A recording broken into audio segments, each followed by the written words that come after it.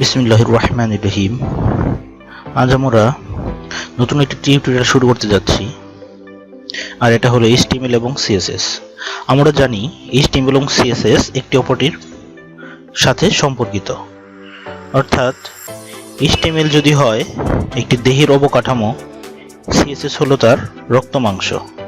অর্থাৎ HTML কোনো programming language নয়, HTML হলো HyperText Markup Language, অর্থাৎ এটা দ্বারা একটা ওয়েবসাইটের অবকাঠামো তৈরি করা হয় এবং সেই ওয়েবসাইটের রূপরস দেওয়ার জন্য ব্যবহার করা হয় CSS।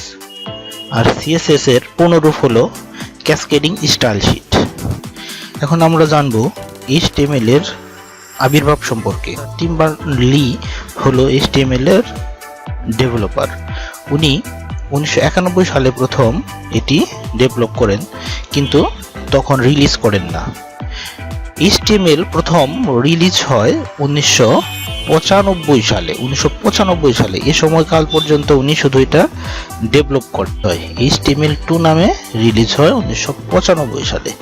তারপর থেকে আপডেট হতে হতে বর্তমান পর্যন্ত HTML5 প্রচলিত আছে এবং এটি পূর্ণরূপ। ভবিষ্যতে এটার আপডেট আসতে পারে, তবে এখন ওই বিষয়ে কিছু জানা যায়নি। আর CSS প্রথম আবির্ভাব হয় 1996 সালের ডিসেম্বর মাসে। আমরা এই টিউটোরিয়ালে HTML5 নিয়ে কাজ করব। HTML5 এর এডিটর হিসেবে আমরা আমাদের সুবিধার মতো notepad, Sublime text editor, brackets, copy cup, HTML editor ইত্যাদি যে কোনোটা ইউজ করতে পারি, কিন্তু আমরা এই টিউটোরিয়ালে Sublime টেক্সট এডিটর ইউজ করব। গুগলে Sublime লিখে সার্চ করলে আমরা এরকম একটা পেজ পাবো যেখানে এবং একটা ওয়েবসাইট আসবে, সেটা হলো sublimetext.com। sublimetext.com থেকে ডাউনলোডে ক্লিক করব। ডাউনলোডে ক্লিক করে আমরা এরকম একটা পেজ পাবো। এখান থেকে উইন্ডোজ 64 বিট এটা আমরা ক্লিক করে ডাউনলোড করে ইনস্টল করে নেব। সাবলাইম টেক্সট এডিটরের কিছু প্লাগইন এবং সেটিং এর ব্যাপার আছে, যেটা আমরা অন্য একটি ভিডিও টিউটোরিয়ালে সুন্দরভাবে দেখিয়ে দিব। আচ্ছা, আমরা একটা ফাইল নিলাম।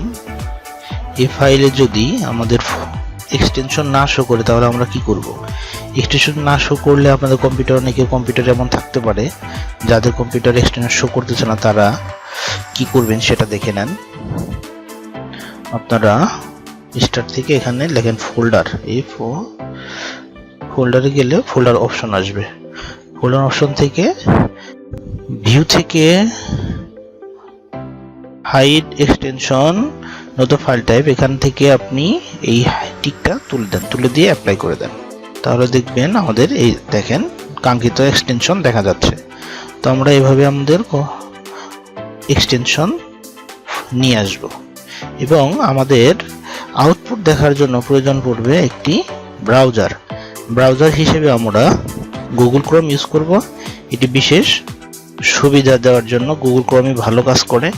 তো আপনারা ইচ্ছা করে যে কোনো ব্রাউজার ইউজ করতে পারেন, তবে আমার সাজেশন থাকবে গুগল ক্রোম ইউজ করার জন্য। ধন্যবাদ ভিডিওটি মনোযোগ দিয়ে দেখার জন্য।